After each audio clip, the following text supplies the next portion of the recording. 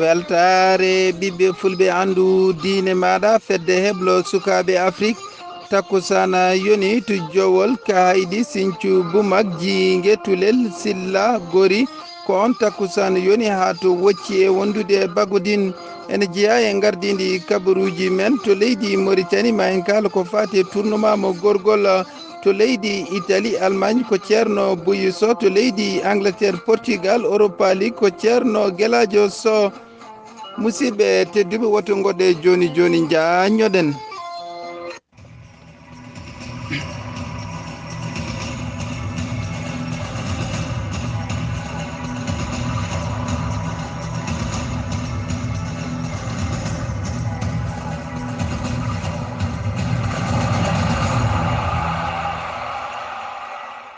jaam ñalle moon musidɓe tedduɓe no gone mawde 16 mbooy hitande ujunnaji 217 kabaruuji men coftal ɓalli jaten ko toon to leydi mauritanie kalen tournement mo brakna jubbinade balɗe ɓennude ɗe ko janggo kay aseɗo woni ko wiyete final taw kadi final o waɗat ko hakkude wocci e wondude bagodina final o waɗat koye wuuro Nouakchott e waktuji 15 ha joni ko toon keddorɗen to leydi mauritanie kalen ko fati e tournement mo gorgol puɗɗiɗo guila ñande 24 lewru colte hitande ujunnaji 2018 ma en jabbo musidɗo men Mohamed Marega haalanen ko fati e oɗon championnat taw kadi ko championnat mo gorgol.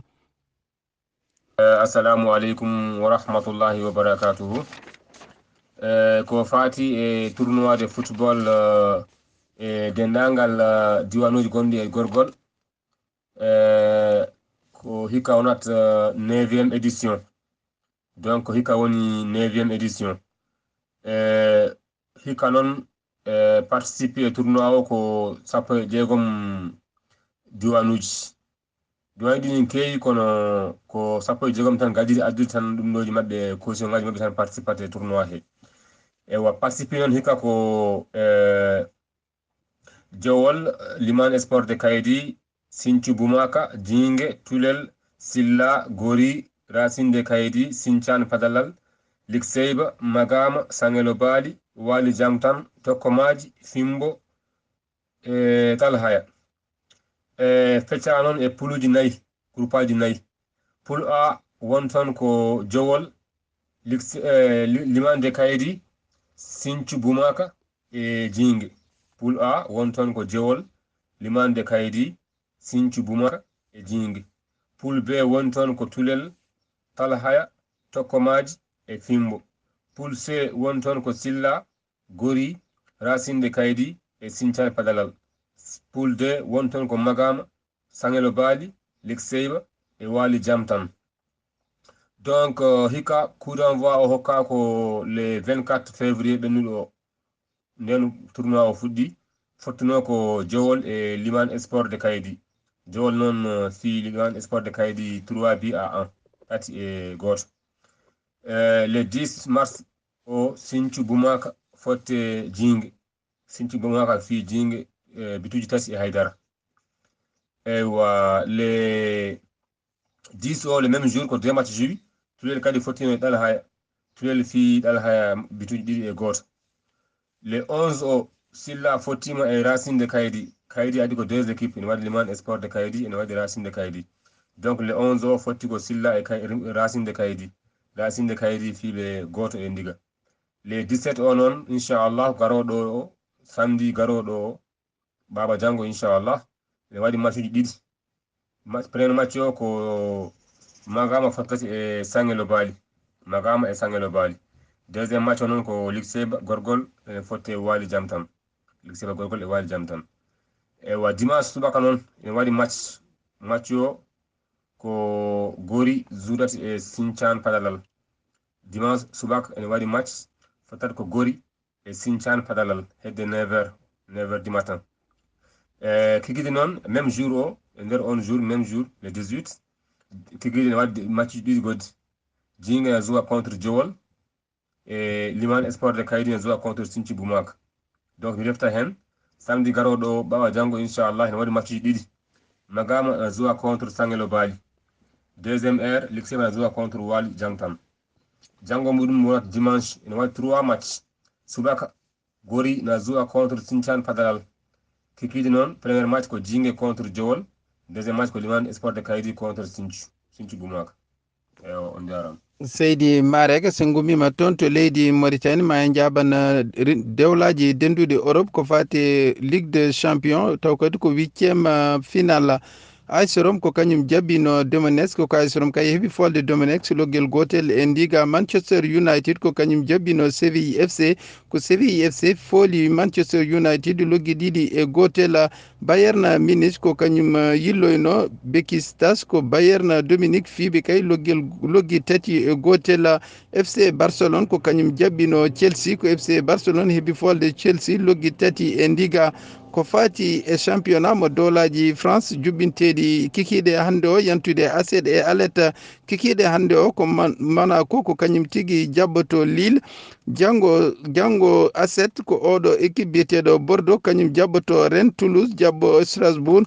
Montpellier jabbo Dijon. Angers jabbo Caen. Amiens jabbo 3. Ñande alet ko Nice jabboto PSG. Metz jabbo Nantes. Saint-Étienne jabbo Guingamp. Marseille jabbo Lyon. Sen gummima tonto leydi France ma en jaɓan tonto leydi Italie jabboɗen ceerno men ceerno Gueladio Sow haalanen ko fati petite jogorɗe yuɓɓinede ñande hande yantude aset e alet. Bisimilla ma ceerno Bouyi Sow.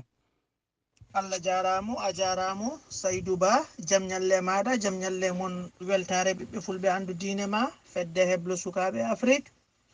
Eɗen gone kabaruuji meɗen coftal ɓalli jaɓanten ko toon to Italie e pottitte ganniyiɗe wadde janggo e ɓawo janggo 29e journée mo championnat Italie. Udinese ma jaɓɓo Sassuol, Spal ma jaɓɓo Juventus, Sampdoria de Gênes ma jaɓɓo Inter de Milan, Torino ma jaɓɓo Fiorentina, Caraton ma jaɓɓo AS Roma, Benevento ma jaɓɓo Cagliari, Milan AC ma jaɓɓo Chievo Vérone, Las Verone ma jaɓɓo Atlanta, Napoli ma jaɓɓo Genoa, Lazio ma jaɓɓo Bologne.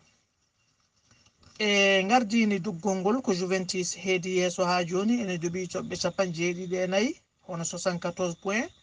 Rewi hen ko Napoli ene jogui 70 point toɓɓe 70. Rewi hen ko AS Roma ene jogui toɓɓe 56. Rewi hen ko Lazio ene joɓi toɓɓe 53. ko ɗum no wonno ko tongannoɗon men e kabaruji men coftal ɓalli toon to Italie. Seydi Sow ceerno Bouye Sow a jarama e kabaruji ma toon to leydi Italie ma en jaɓan toon to leydi Espagne ko fate pottidde jogorɗi wadde hande yantude janggo e ɓawo janggo. Hande ko Levante ko kañum tigui jabbato Eibar. Aset ko La Corogne kañum jabbato Las Palmas. FC Valence jabbo Alaves. Real Sociedad jabbo Getafe. Espagnol Barcelone yilluyo Betis Sevilla.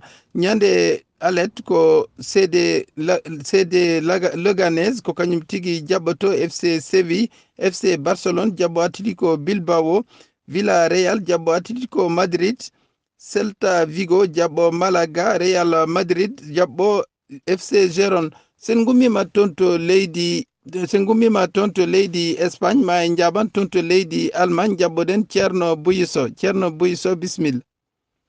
Ko noon kay garan frére Saydou Ba jaɓanten joni ko toon to Allemagne dowla Allemagne 27e journée 27 journée.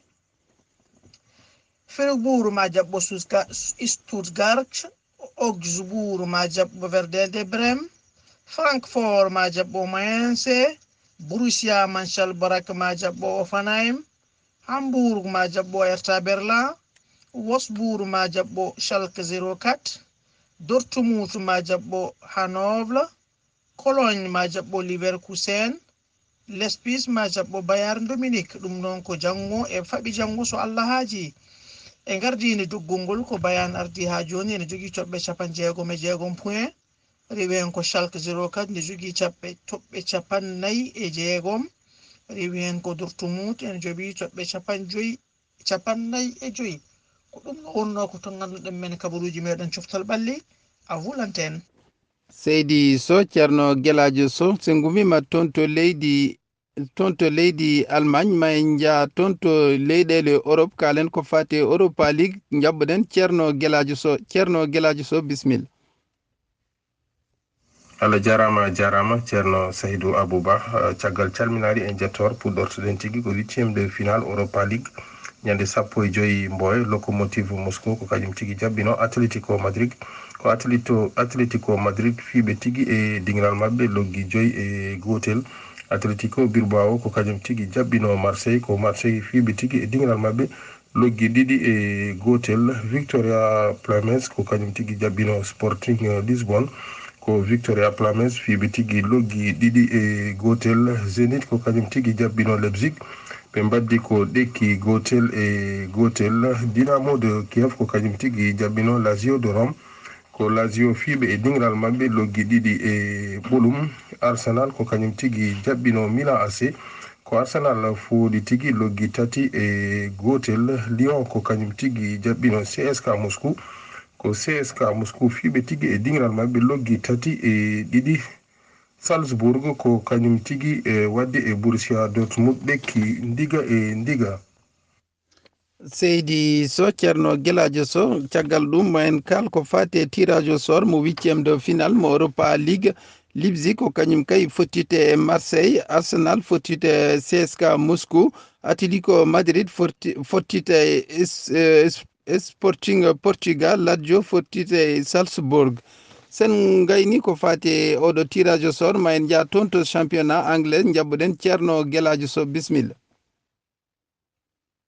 Allah jarama ceerno Saydou Abouba koto Portugal tigui paɗen kaɗen tigui haala pottitte ñalawma 27 hannde jamma Victoria Setubal ma jabbo tigui Portimonense janggo 17 Mboya jamdi 16 Storil ma jabbo tigui Pacos Vieira Tondela ko kañum tigui jogori jabboede Maritimo jamdi 17 pawdi hojomaji 15 Firenze ma jabbo Benfica jamdi 20 pawdi hojomaji 30 FC Porto ko kañum tigui jogori jabbade Bovista ñande 18 Mboye jamdi 16 Moreirense ko kañum tigui jabboto Belenenses Victoria Guimares ko kañum tigui jogori jabbade Deportivo Aves jamdi 16 ma Savez jabbo tigui Sporting Praga jamdi 20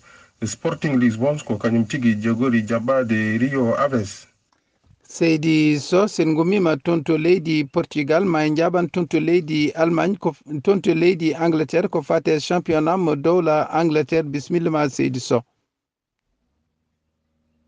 ko noon tigui ceerno Saydou Abouba koto dowla Angleterre tigui paɗen kalen tigui haala Premier League anglaise taw tigui ko ñalawma 31 Aset janggo jamdi 15 Bournemouth ma jabbo West Bromwich Huddersfield ko kañum tigui jogori jabbade Crystal Palace Stoke City ko kañum jabboto Everton jamdi 17 pawdi hojomaji 30 Liverpool ma jabbo Watford hen pottite joyi noon e ñalawma ɗimmo pabbitama tigui ha saha goɗɗo seydi so ceerno guelajo so sen gayni kabaruji ɗi toon to leydi Allemagne ko toon to leydi Allemagne e Italie ko ceerno guelajo so toon to leydi Allemagne e Italie ko ceerno Boye so Angleterre e Portugal ko ceerno guelajo so hufiri haalirde nde ko musidɗo mon Saydou Abouba yo jaam Allah hiran en